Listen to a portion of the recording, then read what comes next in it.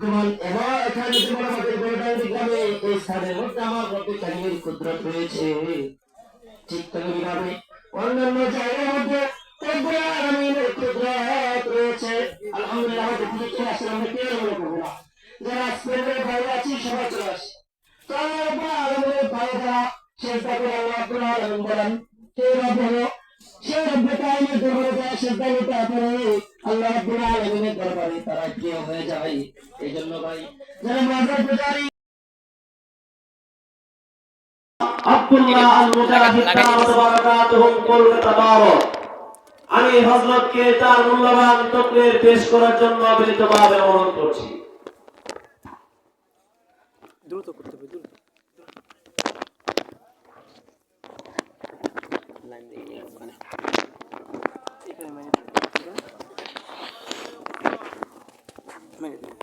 ওরকম না, এরকম এরকম।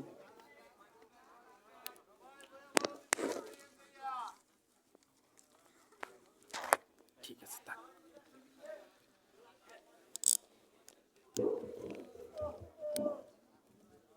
সাউন্ড সেটিংয়ে যান, সেটিংয়ে যান, আপনি সেটিংয়ে যান, আমি সেটিং করে নেব। Hello, sound clear? সাউন্ড ওকে আছে, আলহামদুলিল্লাহ, ঠিক আছে।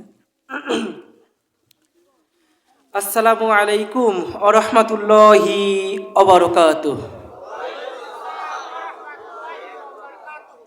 কেমন আছেন সবাই? ইমানের বলে বলিয়ান তো? হ্যাঁ, আলহামদুলিল্লাহ। এত রাত্রে এই শীতে আপনারা এখনো এই কোরআনের বাগিচায় এসে বসেছেন, এর অর্থ এটাই আপনাদের ইমানের বল পাওয়ার সমতুল্য, ঠিক কিনা? এই সময় আপনি এই গ্রামে তো একা না, একা বলেন, আরো কত শত মানুষ আছে এখানে, কিন্তু অনেকেই এখনো ঘুমিয়ে আছে, কেউ বা চলে গিয়েছে, কিন্তু আপনি জান নাই। শয়তানের সমস্ত ধোঁকাকে উইথড্র করে শয়তানের পাছায় একটা লাথি মেরে আপনি এখনো ময়দানে টিকে আছেন, তার মানে আপনি ইমানের বলে বলিয়ান, ঠিক কিনা? আমরা মুসলমান, আমাদের শিক্ষা হলো এটাই, ধর্মীয় শিক্ষা হলো এটাই, আমরা কখনো কাউকে আক্রমণ করব না, কিন্তু তুমি যদি আমাকে মারতে আসো তোমার হাড় গোড় ভাঙ্গে ছেড়ে দেব। ভারতের সাথে এটাই করতে হবে, ভারত এটাই করতে চাচ্ছে, আপনারা সবাই জানেন। আজ থেকে প্রায় ৩৭ বছর আগে আমাদের লক্ষ কোটি মুসলমানের কলিজার টুকরা বাবরি মসজিদকে ওরা ভেঙে দিয়েছিল, ঠিক কিনা বলেন? সেই বাবরি মসজিদ গত ৩ দিন আগে আবার তৈরি হচ্ছে, ঠিক কিনা? আপনি জানলে অবাক হবেন, আপনারা হয়তো ইতিমধ্যে অনেক ভিডিও পেয়ে গিয়েছেন, ভিডিও দেখেছেন না, কিভাবে মানুষ বাবরি মসজিদ তৈরিতে এগিয়ে এসেছে।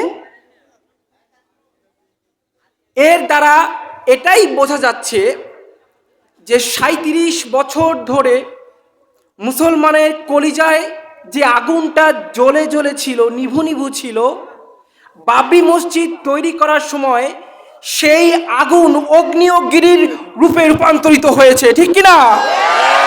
লাগবে ৩০০ কোটি। আপনি জানলে অবাক হবেন, মাত্র ৩ দিনে বর্তমানে এখনকার নিউজ অনুযায়ী ৫০৭ কোটি টাকা হয়ে গেছে। মানুষ ইট দিচ্ছে, কেউ পরিশ্রম করবে, যে রাজমিস্ত্রি সে বিনা পারিশ্রমিকে সেখানে কাজ করবে, মানুষ নিজেরা অন্তর থেকে সেখানে ঝাঁপিয়ে পড়েছে। যেহেতু আপনারা বাংলাদেশের বাসিন্দা, আপনারা তো যেতে পারবেন না, পারবেন?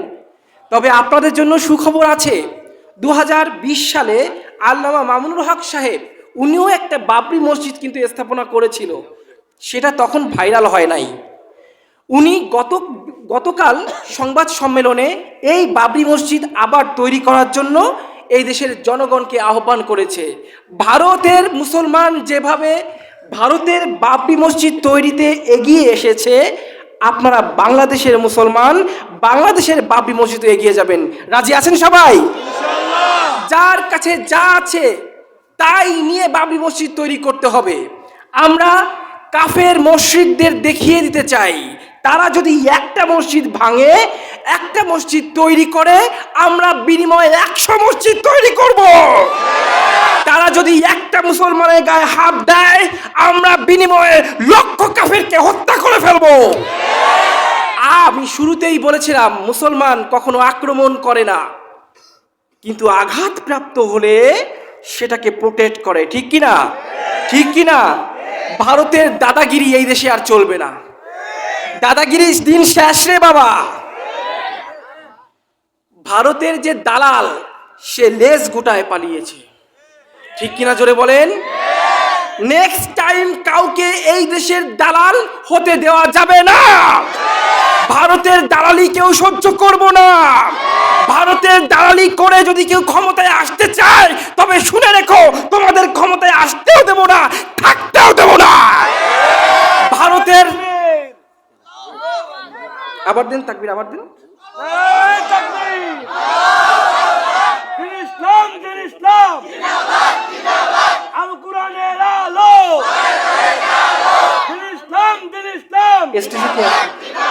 ইসলামের শত্রুরা সাবধান সাবধান, নারায়ে তাকবীর।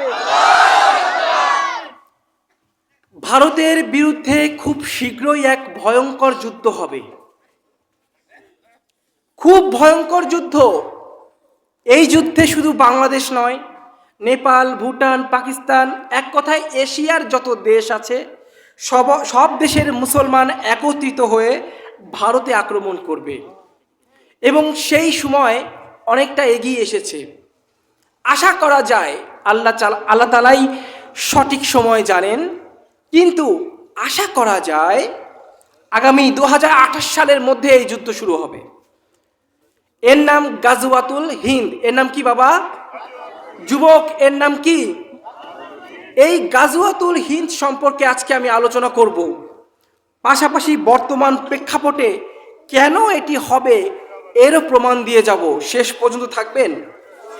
থাকবেন তো ইনশাল্লাহ? আল্লাহ তাআলা আমাদের শেষ পর্যন্ত থাকার তৌফিক দান করুন। জোরে বলেন আমিন। জোরে বলেন না আমিন। ইন্নাল হামদালিল্লাহ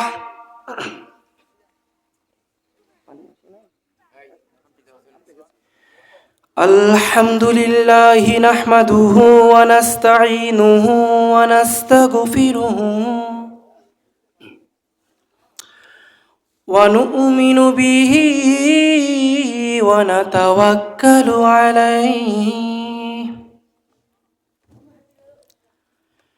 ওয়া নাউযু বিল্লাহি মিন শুরুরি আনফুসিনা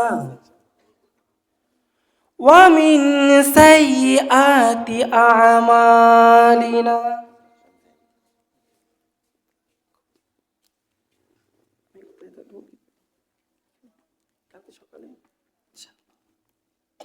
আমার কলিজার টুকরা হুজাইফা ভাই, উনি বিদায় নিলেন। ওনার আরও একটা প্রোগ্রাম আছে, সেখানে উনি যাবেন। তার জন্য সবাই দোয়া করবেন। তার সাথে আমার বন্ধুত্ব হয়েছে ফেসবুকের মাধ্যমে। আসলে এখন তো অনলাইনের যুগ, তাই না? এই জন্য ভারত থেকে এখানে উনি আমাকে আমন্ত্রিত করেছে। ওনার নিজস্ব মাদ্রাসাতেও উনি আমাকে আমন্ত্রণ জানিয়েছিলেন। তো তার জন্য সবাই দোয়া করবেন, কেমন?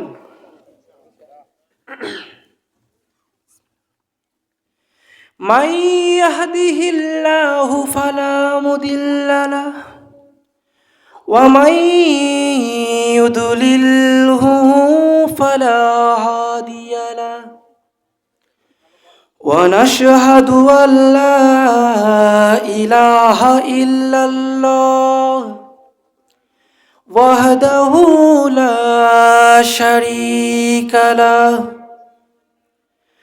ওয়া নাশহাদু আন্না সাইয়্যিদানা ওয়া মাওলানা মুহাম্মাদ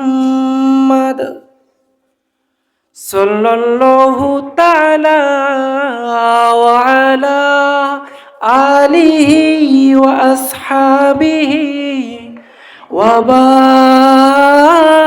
وسلم أرسله بالحق بشيرا ونذيرا অনেক গরম ঠান্ডা পানি মিশিয়ে দিন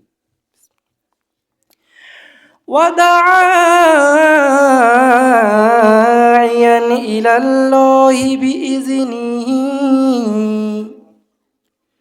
وسراجا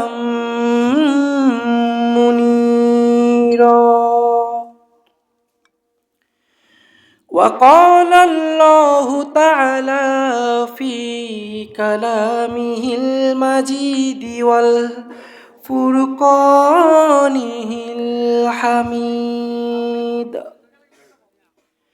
أعوذ بالله من الشيطان الرجيم بسم الله الرحمن الرحيم يا أيها الذين آمنوا هل أدلكم على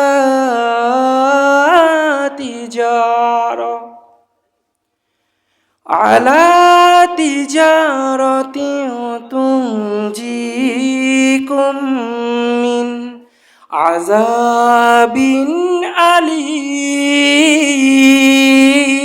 أليم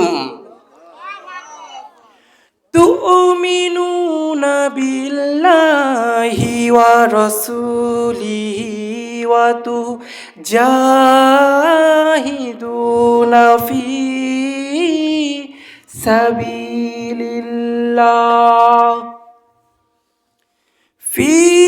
سبيل الله بأموالكم وأنفسكم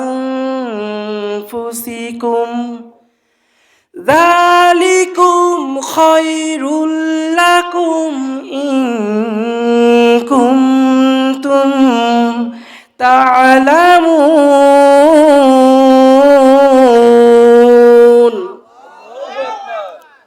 صدق الله العظيم وصدق رسوله النبي الكريم ونحن على ذلك لمن الشاهدين والشاكرين والحمد لله رب العالمين إن الله وملائكته يصلون على النبي يا أيها الذين آمنوا صلوا عليه وسلموا تسليما اللهم صل على جوري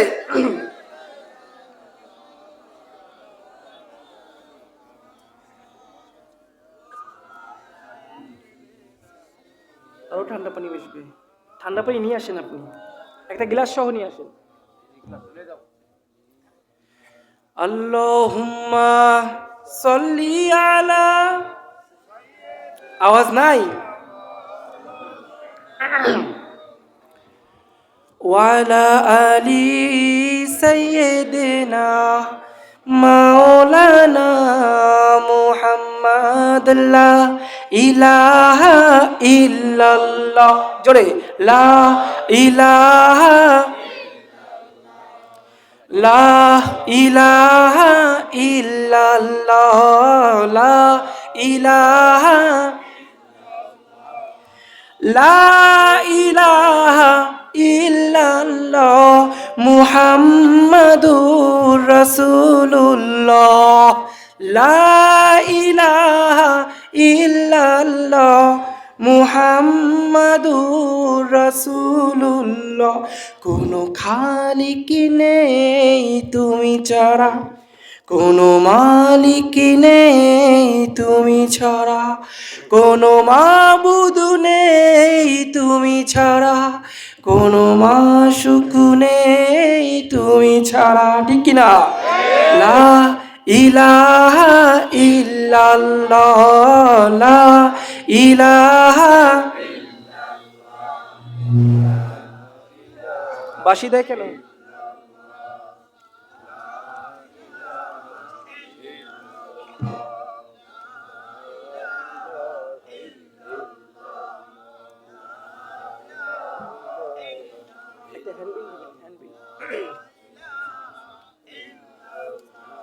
লা ইলাহা ইল্লাল্লাহু মুহাম্মাদুর রাসূলুল্লাহ সাল্লাল্লাহু। আধপাকিয়া দক্ষিণপাড়া জামে মসজিদ ও যুব সমাজের উদ্যোগে আজকের এই বিশাল ইসলামী মহাসম্মেলন, উক্ত সম্মেলনের সম্মানিত সভাপতিবৃন্দ, সহসভাপতি, প্রধান মেহমান, আমন্ত্রিত ওলামায়ে কেরাম, বিশেষ অতিথিবৃন্দ, আমার সামনে উপস্থিত দিন দরদি প্রাণপ্রিয় তাওহীদি জনতা, পর্দার আড়ালে মা ও বোনেরা, যে যেখান থেকে এই মুহূর্তে আমার এই কণ্ঠ শুনতে পারছেন, সবাইকে আমি আমার অন্তরস্থল থেকে জানাচ্ছি আরও একবার আসসালামু আলাইকুম ওয়া রাহমাতুল্লাহি ওয়া বারাকাতুহু। আজকের এই মাহফিলে আপনি এসেছেন, মহান আল্লাহ খুশি, এই মাহফিল কমিটি খুশি, বক্তা খুশি, আপনারা সবাই খুশি, ঠিক কিনা বলেন? কিন্তু নারাজ একজন, সে কে? সে কে? শয়তান। শয়তান এতটাই নারাজ, সে আপনাদের ওই যে ফাঁকা জায়গাটা, ওখানে বসে বসে আপনাদের পিন পট্টি দিবে এখান থেকে তুলে নেওয়ার জন্য। আপনি যদি চলে যান তাহলে শয়তান কিন্তু বেজায় খুশি। নারাজকে আমরা কি কেউ আল্লাহকে নারাজ করতে চাই? তাহলে সামনে এগিয়ে আসতে হবে। শয়তানের কোনো স্থান মাহফিলে হবে না। সামনে এগিয়ে আসুন, একটু কষ্ট করে সামনে এগিয়ে আসুন। আর যারা এখনো বাইরে দাঁড়িয়ে আছেন তারা ভিতরে চলে আসবেন। আমার মর্মান্তিক জীবন লাইফ হিস্ট্রি শুনতে রাজি কে কে বলেন? সবাই শুনতে চান? আমি আজকে বলবো ইনশাআল্লাহ। এই জন্য সবাইকে সামনে এগিয়ে আসতে হবে। ডাইলের মজা কোথায় ভাই? তলে। ডাইলের মজা কোথায়? তলে। এতক্ষণ তো ডাইলের কেবল পাতলা পানি খাইলেন, এখন বাইরে যারা দাঁড়িয়ে আছেন চলে আসবেন।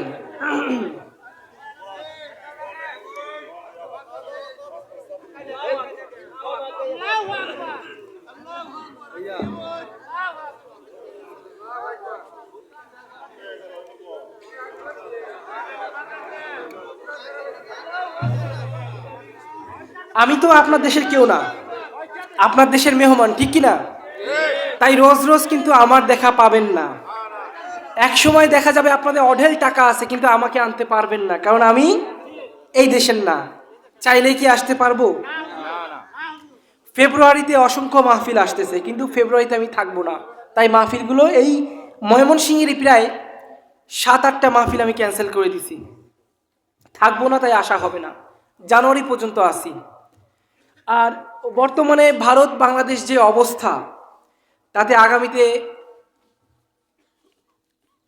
আল্লাহ তাআলা ভালো জানেন দুই দেশের অবস্থা কোন দিকে দাঁড়াবে, ঠিক কিনা বলেন? পাপী মরে 7 ঘর নিয়ে। পাপী কয় ঘর নিয়ে মরে? আমরা ভারতের লোকেরা কই, মা হাসিনা তুমি তোমার দেশেই তো ভালো ছিলা, আমাদের ঘাড়ে আইসা কেন উঠলা? এখন আমাদের ঘাড়ে উঠার কারণে ওই দেশেও এখন মারাত্মক সমস্যা। কলকাতায় আমরা যারা ব্যবসায়ী আছি, বিশেষ করে যারা হোটেল ব্যবসায়ী, যারা ইলিশ ব্যবসায়ী, পেঁয়াজ রসুন বিভিন্ন আমদানি এই দেশ থেকে করে, তারা এখন না খেয়ে মরার মতো অবস্থা। কারণ আপনারা সব বন্ধ করে দিচ্ছেন, ঠিক কি না? বন্ধ করছেন কার জন্য? হাসিনার লইয়া, ঠিক না? তা পাপি মূল্য কয় ঘর নিয়ে? হ্যাঁ, কিন্তু বন্ধ করা উচিত। ওদের না খাওয়ায় মরাই উচিত, ঠিক কিনা? এক দেশে বসবাস করে আর এক দেশের উপর পোদ্দারি করে। এই দেশের মানুষ কি খেতা কম্বল গায়ে দিয়ে ঘুমোয় থাকে নাকি?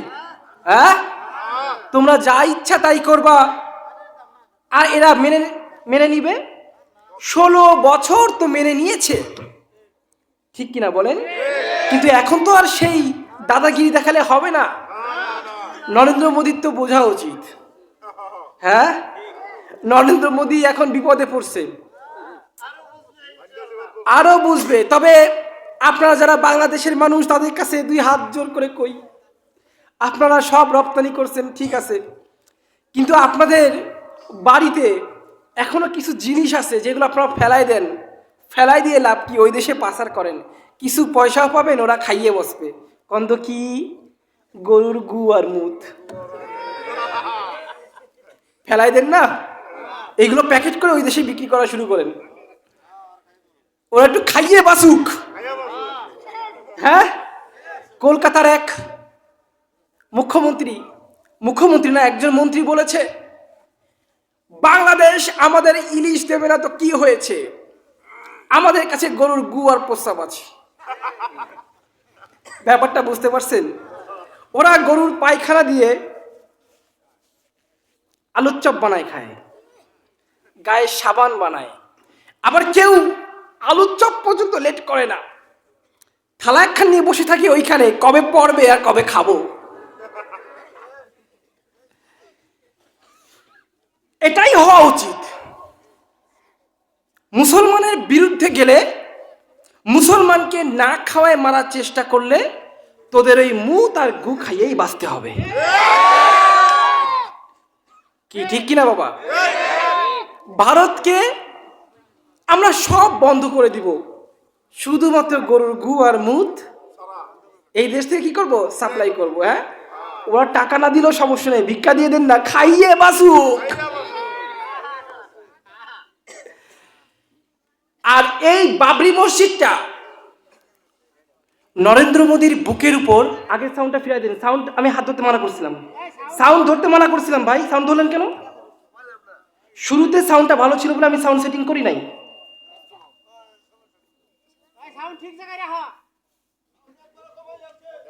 হ্যালো, ঠিক আছে, এবার ঠিক আছে।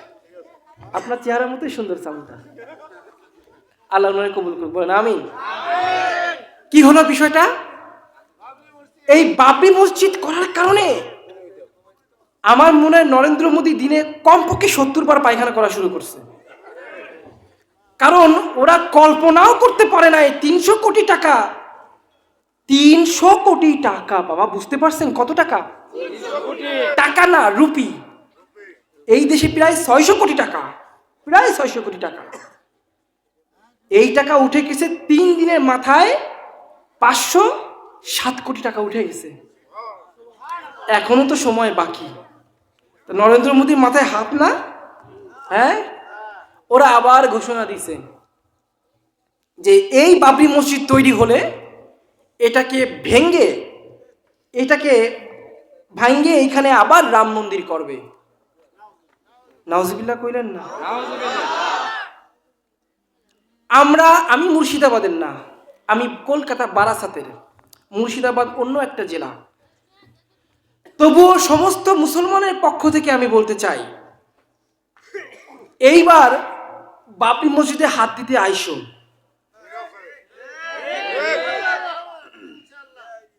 ধুতি খুইলে ওইখানে দড়ি একটা বাইন্দে ঝুলাই রেখে দেব। মুসলমানের পাওয়ার সম্পর্কে তোমরা জানো না, মুসলমানের পাওয়ার সম্পর্কে তোমাদের ধারণা নাই। এরা ধরে না, ধরলে কিন্তু ছাড়ে না। সেই ধরার সময় সামনে আসতেছে। রাসূল পাক সাল্লাল্লাহু আলাইহি ওয়াসাল্লাম একদিন পূর্ব দিকে ফিরে দীর্ঘ নিঃশ্বাস নিচ্ছেন। খারাপ লাগে নাকি? সুর দিচ্ছি না যে? খুব ভালো লাগতেছে। আমি তো বাইরের দেশের বক্তা, ভারতে কিন্তু সুর চলে না। আমি ভারতের স্টাইলে কথা বলতেছি, তাই না? এখন আপনি চায়না থেকে যদি আমাকে আনতেন, আমি যদি চায়নার বক্তা হইতাম, তাহলে আমি কিভাবে বয়ান করতাম? আমি তো আমার ভাষায় কথা বলবো, আপনি বোঝেন বা না বোঝেন তাতে আমাকে চাই।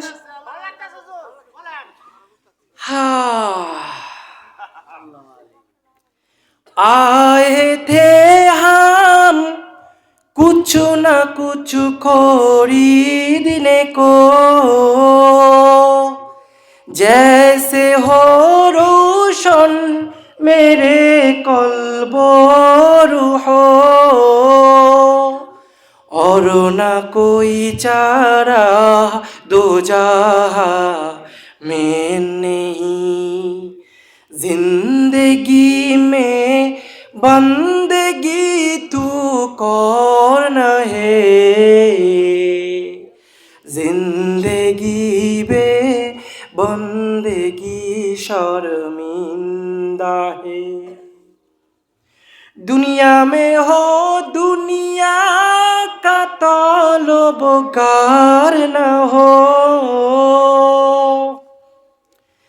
बाजार से गुजार हो खरीदार न हो,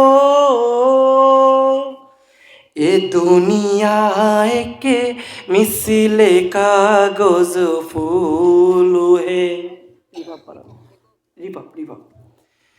ये दुनिया के मिसले कागज फूल है, जिंदगी में बंदगी तू कौन है, जिंदगी बे बंदगी शर्मिंदा है। बाबा খারাপ লাগে? ভালো লাগে? ভাইরা আমার, একদিন রাসূল পাক সাল্লাল্লাহু আলাইহি ওয়াসাল্লাম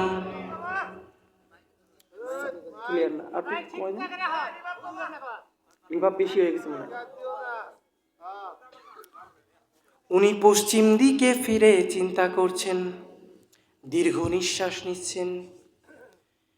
এক সময় একজন সাহাবী জিজ্ঞাসা করলো, ইয়া রাসূল, আপনি কি এমন চিন্তা করছেন? রাসূল পাক বললেন, আমি পূর্ব দিক থেকে একটা যুদ্ধের ঘ্রাণ পাচ্ছি। কিসের ঘ্রাণ বাবা? সাহাবীরা সাথে সাথে তলোয়ার বের করে রাসূলকে বললেন, ইয়া রাসূলুল্লাহ, একবার হুকুম দেন, একবার হুকুম দেন, সেই যুদ্ধে আমরা ঝাঁপিয়ে পড়ব, জীবনটাকে বাজি রেখে জীবনের শেষ মুহূর্ত পর্যন্ত লড়াই করব। নবী বললেন, এইটা এখন হবে না, তাহলে কবে হবে? এইটা হবে শেষ যুগের শেষ জামানায়।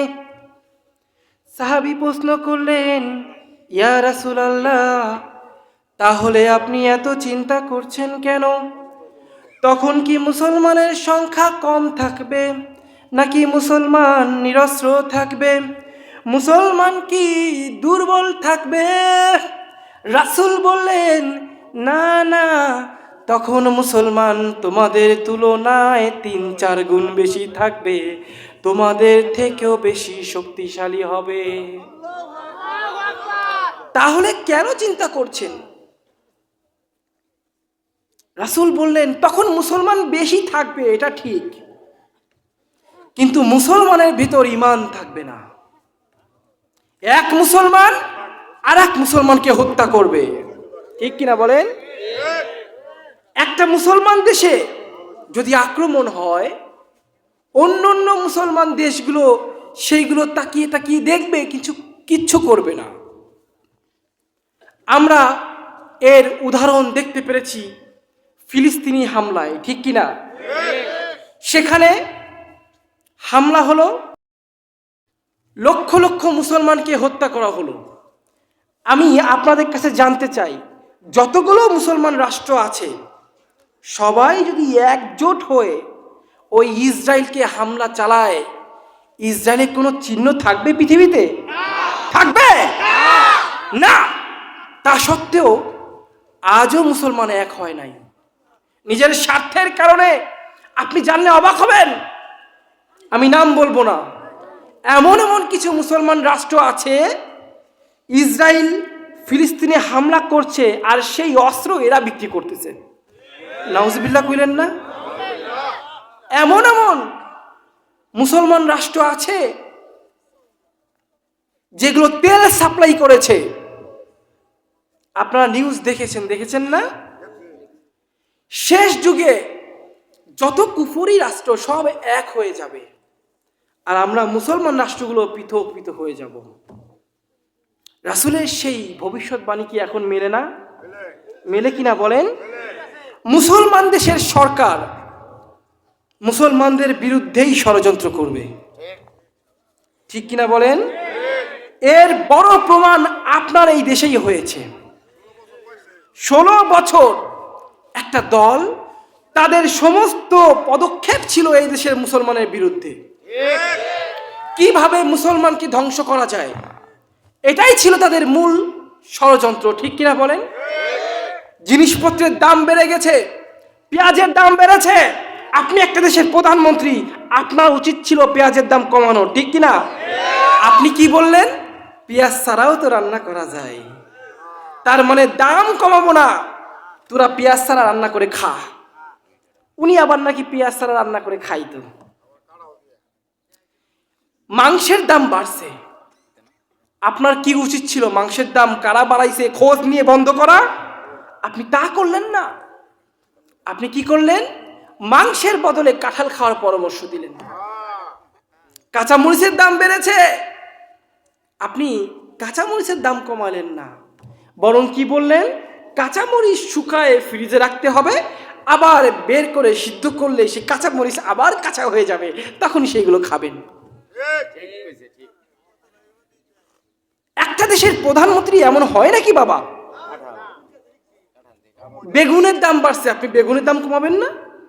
আপনি কি করলেন? বেগুনের বদলে কুমড়ো দিয়ে বেগুনি বানায় খান, ঠিক কিনা বলেন? এর অর্থ কি এটাই না যে ওরা এদেশের মানুষকে, বিশেষ করে মুসলমানকে না খাওয়াই মারতে চাইছিল? হ্যাঁ এ বাবা, এই দেশের যুবকরা অনার্স মাস্টার্স করে চাকরি পায় না, পায় বলেন? আর আমার ভারতের 8 পাস 9 পাস ছাত্ররা এসে এই দেশে চাকরি করে, সরকারি পর্যায়ের বড় বড় স্থানে ওরা চাকরি করে। জানেন কতজন? 16টা বছর এই দেশে প্রায় 24 লক্ষ ভারতের লোক কাজ করছে, কিন্তু এই দেশের মুসলমানরা চাকরি পায় না। চাকরি না পেয়ে যখন কোনো যুবক ফুটপাতে একটু দোকান দেয়, অথবা ইজি বাইক কিনে চালায়, অথবা যে কোনো একটা ব্যবসা শুরু করে, তৎকালীন নেতারা কোনো একটা অজুহাতে সেইগুলোকে বন্ধ করে দেয়, ঠিক কিনা বলেন? ইজি বাইকগুলোকে ধরে ধরে আটকায় রাখে, টাকা দাও ছাইড়ে দেবে। তার মানে আইন বলতে কিছু নাই, টাকা হইলে আইন বিক্রি হয়ে যায়। এই দেশের যুবকরা চাকরি পায় না, তাদেরকে বাইরের দেশে সাপ্লাই করা হয়। বাইরের দেশে গিয়ে একটা মানুষ কি করে? জজ হয় না ব্যারিস্টার হয়? হ্যাঁ, কামলা খায় না? কামলা কাটে না? কামলা খাটে। কামলা খাইতে পরিশ্রম করে যে টাকা পাঠায়, সেই টাকা পর্যন্ত ওরা মাইরে খাইছে, ঠিক কিনা বলেন? আমি কি মিথ্যা বলতেছি? আওয়ামী লীগের কোনো কুত্তা থাকলে এখান থেকে বের হয়ে যান। আওয়ামী লীগের কোনো কুত্তা যদি এখানে থাকে, এখান থেকে বের হয়ে যান। এখানে আমরা কেউ ভারতের দালাল না, কথা হবে সোজা সোজা সাপটা, ঠিক কিনা? এখানে যারা বসে আছেন তারা কারো দালালি করার জন্য বসে নাই, আর আগামীতে যারা দালালি করবে তাদের পক্ষে এরা নাই, ঠিক কিনা? দালালদের পক্ষে আমরা থাকবো না, আমরা বাংলাদেশের দালাল হব। আমরা কিসের দালাল বাবা? বাংলাদেশের দালাল, আমরা ভারতের দালাল নয়। তো বিগত সরকার ঠিক এই কাজগুলোই করেছে, ঠিক কিনা জোরে বলেন? তো রসুল বললেন যে শেষ জামানায় অনেক মুসলমান থাকবে, কিন্তু সেখানে গাদ্দার বেশি থাকবে। এক একটা গাদ্দার একটা দেশকে শেষ করে দেবে, একটা দেশের মুসলমানকে ধ্বংস করে দেবে। খারাপ লাগে না? যুবক কয়জন আছেন হাত তোলেন তো? মাশাআল্লাহ, হাত নামান। মুরব্বী মুরব্বী কয়জন আছেন হাত তোলেন? মুরব্বী নেই মনে হয় তেমন। আচ্ছা, বিয়ে করছেন কারা কারা হাত তোলেন তো? মাশাআল্লাহ, হাত নামান। বিয়ে করেন নাই কারা কারা? পিচ্ছি বাচ্চা, তোমরা যে বিয়ে করো না এটা আমিও জানি, হাত নামো তুমি। আর কারা করেন নাই দেখি? আপনি একা বিয়ে করেন নাই? ঠিক আছে, সংখ্যা বড় কোনো বিষয় না। আমরা দেখতে চাই এই যে কয়েকটা সেক্টর আমি ভাগ করলাম, কার গলায় কেমন জোর। মুরব্বী যারা আছেন একটু কাশি দেন, একটা তাকবীর হবে, লিল্লাহে তাকবীর। যারা বিয়ে করেন নাই তারা একটা তাকবীর দিবেন, লিল্লাহে তাকবীর। যারা বিয়ে করছেন তারা একটা দেন তো, লিল্লাহে তাকবীর। বিয়েওয়ালাদের গলায় একটু জোর না বেশি? হ্যাঁ, এইবার সবাই একসাথে একটা তাকবীর হবে, লিল্লাহে তাকবীর। আচ্ছা, এই যে ভাইটা লাস্টে আল্লাহু আকবার বলল, আমি এই দেশের প্রায় অঞ্চলে মাহফিল করতে গিয়েছি, প্রায় অঞ্চলে আমি ওনার মতো একটা ছেলে আমি দেখেছি। মানে এই চেহারাটা খুব কমন, প্রতিটা জেলায় কোথাও না কোথাও আপনি এই ধরনের একটা ছেলে খুঁজে পাবেন। পাওয়া যায় না বলেন? আছে না? আল্লাহ, তার মানে আল্লাহর কেমন সৃষ্টি দেখেছেন? একই রকম হুবহু ফটোকপি কতগুলো সৃষ্টি করেছে, তাই না? তাই নাকি? তা তো জানি না। ভাইরা আমার, বলছিলাম ভারতের সাথে যুদ্ধ হবে। এই যুদ্ধে জয়ী হওয়ার জন্য আপনার ভেতর কিছু কোয়ালিটি থাকতে হবে, কিছু কন্ডিশন থাকতে হবে, কিছু যোগ্যতা থাকতে হবে। তা না হলে আপনাকে আল্লাহ তাআলা শহীদ হিসেবে কবুল করবে না। আচ্ছা, আপনারা যারা এখানে আছেন, আপনি কি চাইলেই সেনাবাহিনী হতে পারবেন? চাইলেই কি পুলিশ হতে পারবেন? পারবেন না। কেন? সেনাবাহিনী হতে হলে কিছু কনফিগার থাকতে হয়, ঠিক কিনা বলেন? সেনাবাহিনী বা পুলিশ হতে হলে কিছু কন্ডিশন থাকতে হয়, বডি স্ট্রাকচার থাকতে হয়, তাদের মাপ থাকতে হয়, ফিটনেস থাকতে হয়, শিক্ষিত হতে হয়, তাই না? সব কিছু সেট আপে যদি মেলে তবুও তো আর এই দেশে চাকরি হয় না, তখন লাগে ঘুষ। তখন কি লাগে? ঘুষ। কিন্তু ঘুষ তো কোনো যোগ্যতা না। ঘুষ কোনো যোগ্যতা? ঘুষ বাদ দিলে আপনার কিন্তু এইসব যোগ্যতা থাকতে হবে। তাহলে আমি যদি আপনাকে প্রশ্ন করি, আপনি আল্লাহর সেনাবাহিনী হবেন, ইসলামের জন্য যুদ্ধ করবেন, আপনার কি কোনো যোগ্যতা লাগবে না? নাকি এমনি এমনি আল্লাহ কবুল করে নেবে? হ্যাঁ, এমনি এমনি কবুল করবে? যোগ্যতা লাগবে ভাই। যোগ্যতা ছাড়া আপনি আল্লাহর কাছে কোনোভাবেই গ্রহণযোগ্য হবেন না। এক নাম্বার যোগ্যতা, নবীর প্রতি মোহাব্বত থাকতে হবে। আমরা কি নবীকে ভালোবাসি? মদিনায় যেতে কে কে চাই? হাত তোলেন তো। আল্লাহ সবাইকে কবুল করুন। মদিনার নাম কত মধু,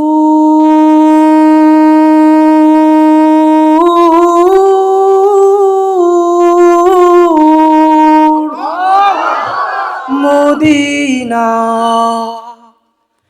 আর যে কত দূর,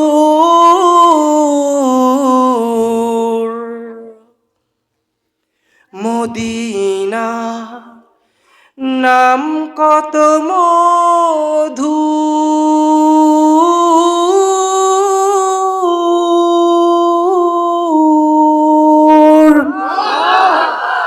মদিনা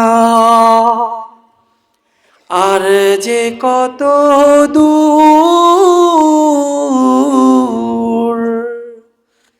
সেই মদিনার পথের ধুলামি, সেই মদিনার পথের ধুলামি মাখতে পারলাম না, মদিনা যাইতে পারলাম না, মদিনা দেখতে পারলাম না। ঠিক কিনা? আমি অসহায় তাই এত দূরে রই, আমি অসহায় তাই এত দূরে রই, শুধু সালাম জানাই যাইতে পারলাম না, মদিনা দেখতে পারলাম না। সেই মদিনায় যাওয়ার জন্য আল্লাহ আমাদের সবাইকে কবুল করুন। জোরে বলেন না আমিন। মদিনার সামনে গিয়ে রাসূলের কাছে বিচার দিতে চাই। এই সব গাদ্দাররা মুসলমানের সাথে কি কি করেছে সরাসরি রাসূলের কাছে আমরা বিচার দিতে চাই। ঠিক কি না? রাসূলের কাছে বলতে চাই, ইয়া রাসূলুল্লাহ, কিয়ামতের মাঠে এই গাদ্দারদের শাফায়াত আপনি করবেন না। এই গাদ্দাররা এই দেশের মুসলমান, এই দেশের আলেমদের উপর যে অত্যাচার করেছে, ইয়া রাসূলুল্লাহ, এরা আপনার উম্মত হতে পারে না। সরাসরি বিচার দেব কার সামনে? আল্লাহ তাআলা আমাদের সবাইকে কবুল করুন। জোরে বলেন না আমিন। রাসূলের সামনে গিয়ে বিচার না দেওয়া পর্যন্ত দোয়া আমাদের কবুল হবে না। দোয়া আমাদের কবুল হয় না। হয় বলেন? হয়। হয় না কেন?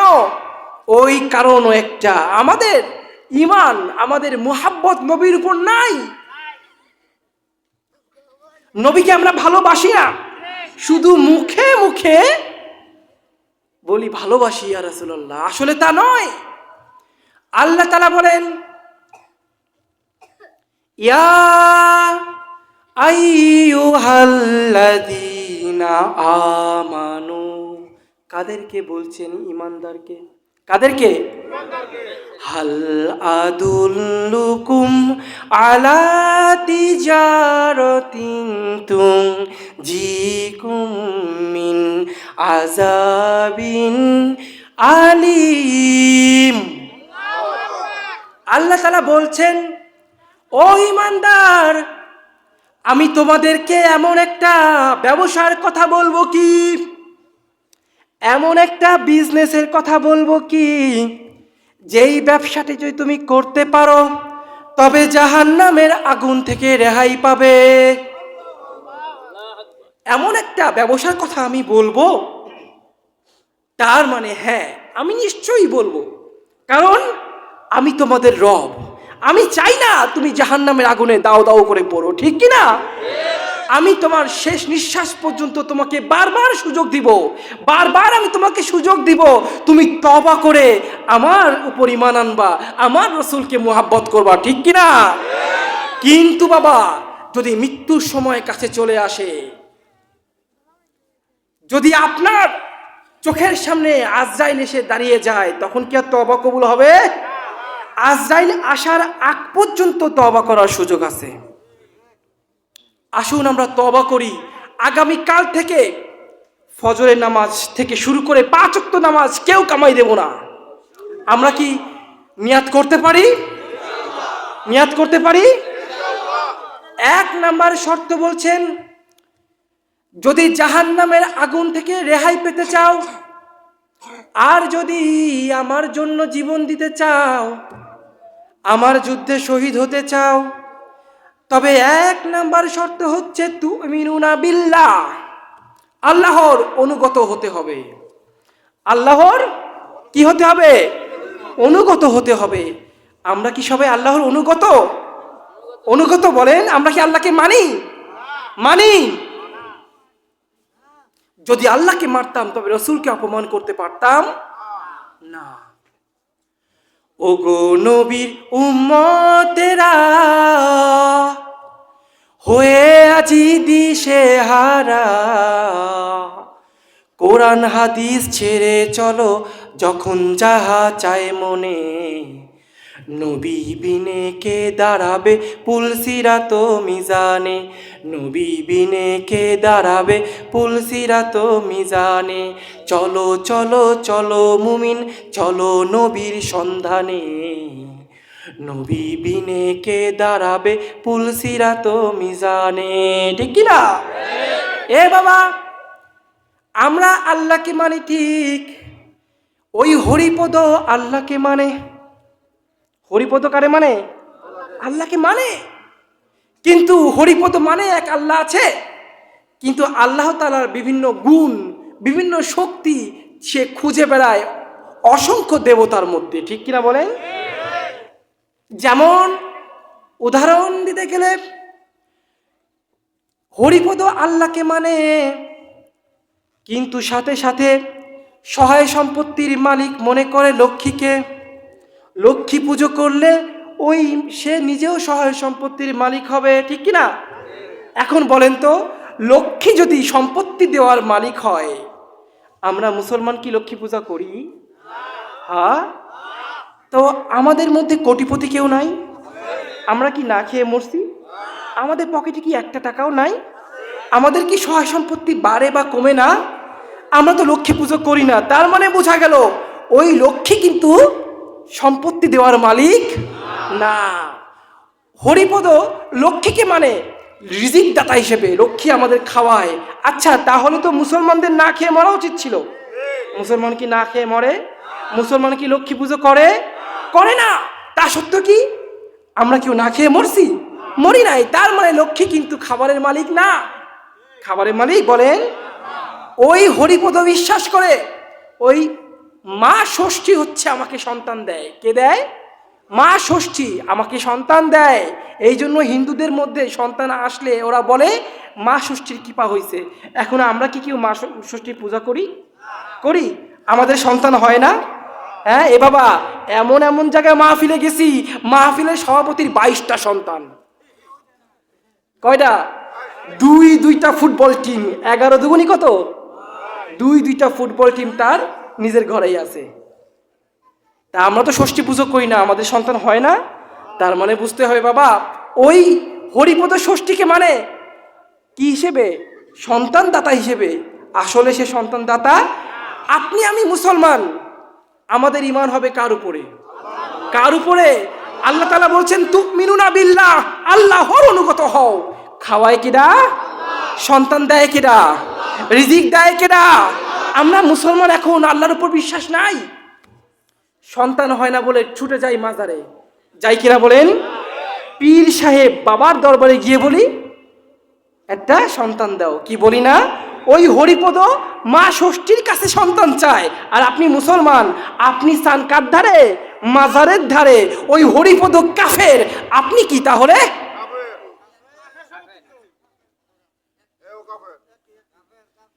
আহা, একটা মাজার যারা ব্যবসা করে, আহারে, আসে নাই কেউ মাজার পূজারি এখানে? থাকলে এখান থেকে চলে যাও। যদি কেউ মাজার পূজারি থাও, চলে যাও, এখনই পাশায় আগুন ধরে যাবে। আনে আমাদের ভারতের ল্যাংটা শাহ অলির মাজার, নাম কি বাবা? আপনাদের মধ্যে আছে নাকি এরকম এই দেশে অলির মাজার টাজার আছে নাকি? আছে, আছে। ওই শাহ অলির মাজারে আমি মাহফিল করতে গেছি পাশে। আমি আর আমার সফর সাথী ভাবলাম এখনো বয়ানের সময় 11টা। রাত কয়টা বাবা? প্রধান বক্তা তো 11টা, আমার হাতে সময় 2 ঘন্টা আছে, যাই একটু মাজারের মধ্যে ঘুরে দিয়ে আসি, তামাশাটা কি? হ্যাঁ, যেই বাবা মাঝের ভিতর ঢুকছি আমি আর উনি 2 দরবেশ, আমার তো মাথায় পাগড়ি মাগড়ি পরা একদম দরবেশ। মাজারের ভিতর ঢুকার পরে দেখি মাথা কেমন ব ব ব করে। আমার সঙ্গী আমারে কয়, হুজুর মাথা ঘুরায়। আমি কই আমারও তো ঘুরায়, কাহিনী কি রে, কিছু খাইছস নাকি, আমার কিছু খাওয়াইছিস নাকি? গাঞ্জা মাঞ্জা? ধুর, হুজুর কি করেন, আমরা হুজুর মশা আমরা কি এগুলো খাই নাকি? তাইলে টাল হয়ে যাচ্ছে কেন, কাহিনী কি? আর একটু দূরে আগায় দেখি কি এক দরবেশ বসে আছে, হাতে কি নিয়ে জলে আর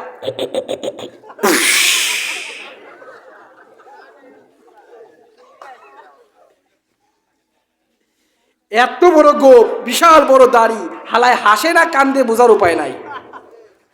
সারা শরীরে কাপড় নাই, ওই নাট বল্টুর জায়গায় একটু লাল কাপড় বাঁধা, এই ছাড়া কোথাও কিন্তু কোনো কাপড় নাই। আমাকে দিকে তাকায়, এইভাবে তাকাইলো, তাকায় কি মনে করলো, আবার ডললো, ডলে মনে হলো ওই ধোয়াটা যেন আমার মুখে এসে পড়লো। মিজাজটা বাবা ধুমসে খারাপ হয়ে গেছে। আমি কই তাড়াতাড়ি চলো, ইমান আমল যতটুক আছে, এখন তো ওয়াজ করবো ইমান আমলের, যতটুক আছে তাও যাবে আনে, তাড়াতাড়ি চলো। পরে মাহফিলে গিয়ে ভাইরা আমার না কয়ে ভাইকে কবানি বোনেরা আমার, কারণ টাল হয়ে মাহফিলে উঠলে কি অবস্থা হবে? হ্যাঁ, খাজার নামে মাজারে কইরা বাড়াহে যারা খাজার শাহান, দিনে করে ভণ্ডামি আর রাত্রে মারে গাঞ্জায় টান। ঠিক কিনা বাবা? খাজার নামে মাজারে কইরা মারাহে যারা খাজার শান, দিনে করে ভণ্ডামি আর রাত্রে মারে গাঞ্জায় টান। দাড়ি টুপির নেই রে খবর, আছে শুধু চুল, হাইগে মুতে নেয় না পানি, সে আসে কে রাসূল। ঠিক কিনা? দাড়ি টুপি নেই রে খবর, আছে শুধু চুল, হাইগে মুতে নেয় না পানি, সে আসে কে রাসূল। ভণ্ড পীরের মুরিদ যারা, ওরা হলো সর্বহারা, ভণ্ড পীরের মুরিদ যারা, ওরা হলো সর্বহারা, আমল সব ধ্বংস হবে, থাকবে না তাদের ঈমান, দিনে করে ভণ্ডামি আর রাত্রে মারে। কইলেন না একসাথে? দিনে করে ভণ্ডামি আর রাত্রে মারে। এই হচ্ছে বাবার মাজারের অবস্থা। ওই মাজারে গিয়ে তুমি সন্তান চাও? হ্যাঁ, যে বাবা শুয়ে আছে সে যদি সত্যিকারের আল্লাহর ওলি হয়ও, তার যদি ক্ষমতা থাকতো, সে কবর থেকে উঠে এসে এগুলো খেলাইতে পারতো। ঠিক কিনা বলেন? ঠিক কিনা বলেন?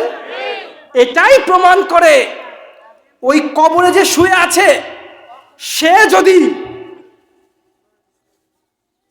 শাহ আব্দুল কাদের জিলানিও হয়, তার কোনো পাওয়ার নাই। তবে তার ওসিলায় আপনি আল্লাহর কাছে চাইতে পারেন, ওসিলা দিয়ে, কিন্তু কবর জিয়ারত করার উদ্দেশ্যে আপনি চাইতে পারবেন না। আমরা আহলে সুন্নাত ওয়াল জামাতের আকীদা, কবর জিয়ারত করার উদ্দেশ্যে আপনি যেতে পারবেন না। হ্যাঁ, যাচ্ছেন প্রতিমধ্যে শাহজালালের আপনার দরগা বেঁধে গিয়েছে, আপনি যান, দোয়া করুন, তার জন্য দোয়া করুন, তার ওসিলায় নিজের জন্য দোয়া চান, কিন্তু তার কাছে আপনি কিছু চাবেন, সাথে সাথে আপনি কাফের হয়ে যাবেন। কি হবেন বাবা? কাফের হয়ে যাবেন, সরাসরি কাফের। মাজারের কাছে আমরা কখনো কিছু চাবো না। ঠিক কিনা বলেন? আর জানেন মাজারে বাউল গান হয়। মাজারে কি হয়? এদেশের বাউলরা তাদের বেয়াদবির চরম সীমায় পৌঁছে গিয়েছে। ঠিক কিনা জোরে বলেন? এই দেশে বিগত 16 বছর থাকা অবস্থায় আমাদের ঘাড়ের উপর চাপিয়ে দেওয়া হয়েছিল একজনকে, সে নাকি আমাদের জাতির পিতা। নাউজুবিল্লাহ কইলেন না? সে কি আমাদের জাতির পিতা? জাতির পিতা কে? জাতির পিতা কে? বলবো, রাগ হবেন না তো? জাতির পিতা ইব্রাহিম, শেখ মুজিব ঘোড়ার ডিম। জাতির পিতা ইব্রাহিম, শেখ মুজিব। জোর হলো না? আরো জোরে। জোর হলো না? আরো জোরে। শেখ মুজিব। এই জন্য বিগত সরকার পালানোর সাথে সাথেই আমরা দেখেছি শেখ মুজিবের মূর্তি ভেঙ্গে ওই মূর্তির উপরে দেশের জনগণ প্রস্তাব করেছে। কাউকে নিয়ে অতি বাড়াবাড়ি করবেন না। মুসলমানের ইমান আকিদার উপরে হামলা চালিয়ে মুসলমানের ইমান আকিদাকে ধ্বংস করতে যেই চাবে তার মুন্ডু চিরচ্ছেদ করে আমরা তার মুন্ডুতে প্রস্তাব করব। এই দেশ 16 কোটি মুসলমানের দেশ। এই দেশ 360 আউলিয়ার দেশ। এই দেশ হাজার হাজার লক্ষ কোটি হাফেজের দেশ। এই দেশ নরেন্দ্র মোদীর নয়। তাই নরেন্দ্র মোদীর কোনো বেল এখানে হবে না। ভারতের কোনো দালালি এ দেশে চলবে না। ভারতের দালালি যদি করো তোমাকে ক্ষমতায় আসতেও দেব না, ক্ষমতায় থাকতেও দেব না। খারাপ লাগে, শেষ করে দেব। চলতেই থাকবে। হ্যাঁ, ফজর পর্যন্ত চলবে। ফজর পর্যন্ত কে কে যাবেন হাত তোলেন।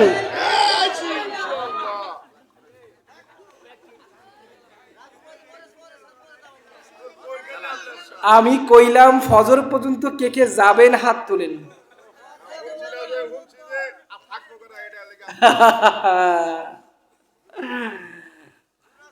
আল্লাহ, আর 5 মিনিট। 1 ঘন্টার উপর কথা বলি না বাবা। হ্যাঁ, আর 5 মিনিটে শেষ করে দিব। 1টা বাজে বাবা। হ্যাঁ, 2টা পর্যন্ত।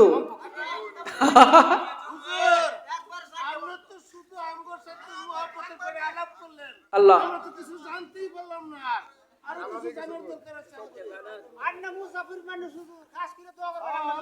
অবশ্যই অবশ্যই অন্তর থেকে দোয়া করব। আর সমস্যা একটাই, মাহফিল জমাই দিলে এই একটা বিপদে পড়ে যাই। আপনারা ময়মনসিংহের মানুষ, যেখানে গেছি যেখানে জমাইছি ফজর পর্যন্ত দাবি করছেন। হ্যাঁ, এটা জমাই দিয়ে কি ভুল করলাম নাকি ভাই? হ্যাঁ, মজা পাই এখন আমাদের ছাড়বেন না? হ্যাঁ হ্যাঁ, ফজর পরে তারপর যাবেন। তাহলে আগামীকালকের মাহফিলে আমি বয়ান করবো কেমনে জানেন? ভাইরা আমার, আল্লাহ বলে তোমরা আল্লাহর রাস্তায় চলো। কারণ ফজর পর্যন্ত বয়ান করাইলে কি গলা টেকবে আমার? ঠেকবে নাকি এইখানে ভাঙ্গে চুরে খান খান হয়ে যাবে? হ্যাঁ, আপনাদের ভালোবাসায় আমি মুগ্ধ। আবার যদি এই এলাকায় মাহফিলে আসি সেদিন আরো বেশি সময় নেই শোনাবো ইনশাআল্লাহ। কেমন? আমার প্রোগ্রাম আরো আছে এখানে। কোথায় কোথায় আছে আমার তো মনে নেই। কোথায় আছে রে সাকিব? বাপ্পির মোড় 17 তারিখে আছে, 14 তারিখে আছে পরাণগঞ্জ, 27 তারিখে আছে মুক্তাগাছা। আরো বেশ কিছু মাহফিল আছে ইনশাল্লাহ। জানুয়ারিতেও কিছু দাওয়াত আসতেছে, আরো আসবে। এই বছর শুধুমাত্র ময়মনসিংহ জেলায় মাহফিল দিছি, আলহামদুলিল্লাহ বলবেন না? শুধুমাত্র ময়মনসিংহ জেলায় আমি 25টা ডেট দিছি। তার মধ্যে 23টা ডেট আমার এখানেই রয়ে গেছে। আর 2টা কুমিল্লা, একটা কুমিল্লা আর একটা হচ্ছে কিশোরগঞ্জ। ও না, কালকে আবার নেত্রকোনাও আছে। যাই হোক, বলতেছিলাম বাবা, শহীদ যদি হতে চাও প্রথম শর্ত 3টা ব্যবসা করতে হবে। 1 নম্বরে রাসূলকে, আল্লাহ তাআলার অনুগত হতে হবে। 2 নম্বরে রাসূলের প্রতি মুহাব্বত করতে হবে। আর 3 নম্বরে জান মাল যা আছে জিহাদের ডাক আসলে আপনাকে ছুটে যেতে হবে জিহাদে। তাহলে আশা করা যায়, আল্লাহ তাআলা বলছেন তাহলে আশা করা যায় তুমি এই জাহান্নামের কঠিন আগুন থেকে মুক্তি পেয়ে যাবে। তো আমরা জিহাদে সবাই যাব ইনশাল্লাহ। ভারতের সঙ্গে যুদ্ধ হলে আমরা সবাই কি করব? জিহাদে যাব। কেউ কি ঘরে থাকবো? ঘরে থাকলে কি হবে না? ঈমান থাকবে না। এই যুদ্ধে যদি আপনি যান, আপনার মর্যাদা হবে বদর যুদ্ধে যারা শহীদ হয়েছে তাদের মতো। সুবহানাল্লাহ। আর যদি গাজী হয়ে ফিরত আসেন, তবে আপনার আমল নামার জিম্মাদারি কে হবে? আপনি শুনলে অবাক হবেন, যদি গাজী হয়ে ফিরত চলে আসেন, তবে আপনাকে দিয়ে আল্লাহ তাআলা কোনো কবিরা গুনাহ করাবে না। সুবহানাল্লাহ কইলেন না? সুবহানাল্লাহ কইলেন না? তবে এই যুদ্ধ এত ভয়ঙ্কর, এত ভয়ঙ্কর, সামান্য কিছু মানুষ শেষ পর্যন্ত যুদ্ধ চালিয়ে যাবে এবং বিজয় লাভ করবে। আর 3 ভাগের 1 ভাগ মানুষ পালায়ে যাবে, 2 ভাগ মানুষ শহীদ হয়ে যাবে। আমাদের পায়ের গোড়ালি পর্যন্ত মুসলমানের রক্তে ভেসে যাবে। বাবা গো, এই যুদ্ধে, সামনে যে যুদ্ধ আসতেছে ভারতের সাথে, এই যুদ্ধে দুটো পায়ে পড়ি, ঘরে থাকেন না। আল্লাহর হাত থেকে যদি বিনা হিসাবে জান্নাতে যাইতে চান, এই একটাই উপায় আছে, সেটা হলো শহীদ। শহীদি মৃত্যু ছাড়া, শহীদি মৃত্যু ছাড়া কোনোভাবেই আল্লাহর কাছ থেকে আপনি পার পাবেন না। একবার যদি শহীদ হয়ে যান, আল্লাহ আল্লাহ, আপনি যে কাপড়ে শহীদ হবেন সেই কাপড়েই আপনাকে দাফন করা হবে। আপনাকে হয়তো গুলি করে হত্যা করবে, না হয় আপনাকে চাকু দিয়ে কুপাবে। বাইরের মানুষ দেখবে আপনার অনেক কষ্ট হচ্ছে, বাস্তবে তা নয়। হাদিসের বর্ণনা অনুযায়ী যে ব্যক্তি শহীদ হয়, তাকে তখন যে আক্রমণটা করা হয়, আঘাতটা করা হয়, সেই আঘাতের যে যন্ত্রণা, সেটা হচ্ছে পিঁপড়ার কামড়ের মতো। মানে হিন্দু কাফেররা যদি আপনাকে জবাই করে, আপনার অনুভূত হবে একটা পিঁপড়া আপনার কামড় দিছে। সুবহানাল্লাহ কইলেন না? শহীদ হওয়ার আগেই আপনার সামনে জান্নাত এসে হাজির হয়ে যাবে। শহীদে মৃত্যু একটু পরেই হবে, তার আগেই আপনার সামনে আপনার যে 71টা বউ আছে, কোথায় আছে? 71টা কি আছে? বউ আছে। এটাকে আরবিতে বলা হয় হুর। এটারে কি বলা হয়? এই বউ এসে আপনার সামনে নাচানাচি করবে। চোখের সামনে যখন জান্নাত দেখতে পারবেন, তখন আপনাকে কুপাইলো, কে আপনাকে বোমবাস্ট করলো, আপনার সাথে সেই ফিল আসবে না। যেরকম অনেকে আছে নেশা করলে গায়ে ছুরি কাটলেও মানুষের ফিল হয় না, আছে না এমন? ওই সময় এমনটা হবে। আপনি তো শহীদ হয়ে গেলেন, যে কাপড় দিয়ে আপনি কি করলেন, ও বাবা, যুদ্ধ করেছিলেন, ওই কাপড় দিয়ে আপনাকে দাফন করা হবে। গোসল দেওয়া হবে না। গোসল দিলে রক্ত কি হবে? ধুয়ে যাবে, তাই গোসল দেওয়া হবে না। কবরে তো গেলেন, এইবার তো সওয়াল জবাব হবে নাকি? হ্যাঁ না বাবা, কোনো সওয়াল জবাব নাই। সুবহানাল্লাহ কইলেন না? কোনো সওয়াল জবাব নাই। কবরে গেছেন, কিছুক্ষণ ওয়েট করছেন, ফেরেশতা আসে না। ফেরেশতা কই? কিরামান কাতিবিন কই? নাই, আসে না।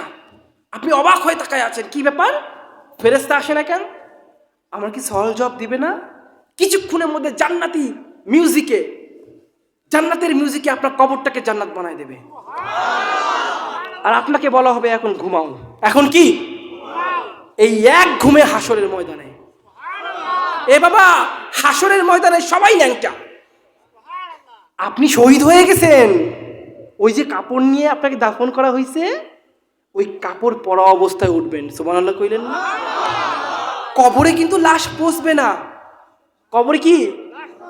আচ্ছা, আল্লাহ তাআলা পবিত্র কোরআনে বলছেন শহীদ যারা হয় এরা কিন্তু মরে না, এরা জীবিত। তোমরা তা বোঝো না। এদের কাছে রিজিক পৌঁছানো হয়। রিজিক মানে কি জানেন? খালি ভাত। রিজিক মানে ভাত না। একটা মানুষের জন্মের পর থেকে কবরে যাওয়ার আগ পর্যন্ত বেঁচে থাকার জন্য যা যা লাগে সব কিছুর নাম রিজিক। বউ বাচ্চা, কাপড় চোপড়, খানা দানা, অক্সিজেন থেকে শুরু করে যা যা লাগে, পানি, সব রিজিক। এখন লাশ যেহেতু পচবে না, তার মানে শরীর রক্তকণা থাকবে। গায়ের মাংস পচবে না, ঠিক কিনা? তার মানে আপনার খাবার খাওয়া লাগবে, ওই খাবারটা আসবে জান্নাত থেকে। সুবহানাল্লাহ কইবেন না? বউ বাচ্চা রিজিকের মধ্যে পড়ে, আপনার বউ বাচ্চাকে আল্লাহ তাআলা কবরে দেখা করাবে। সুবহানাল্লাহ কইলেন না? আপনার বউ বাচ্চার দায়িত্ব সরাসরি আল্লাহ নেবে ফেরেশতার মাধ্যমে।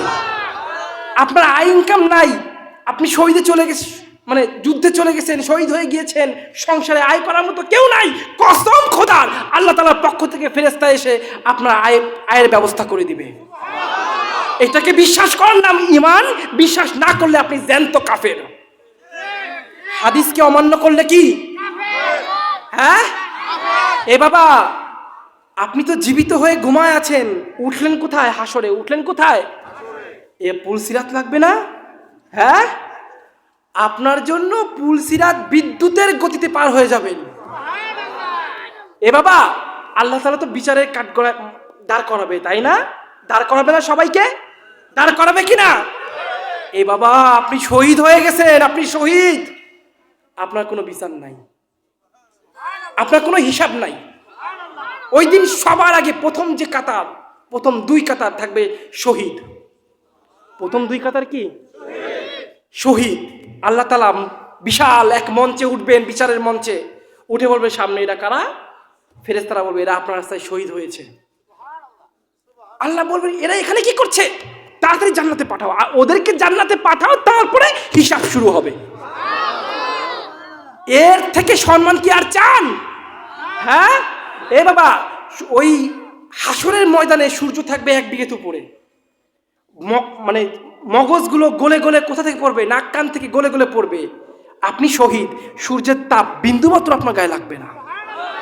আরশে আজিমের নিচের ছায়ায় যে 7 শ্রেণী মানুষ ছায়া পাবে, তার মধ্যে একজন শহীদ, শহীদের মৃত্যু যারা পাবে।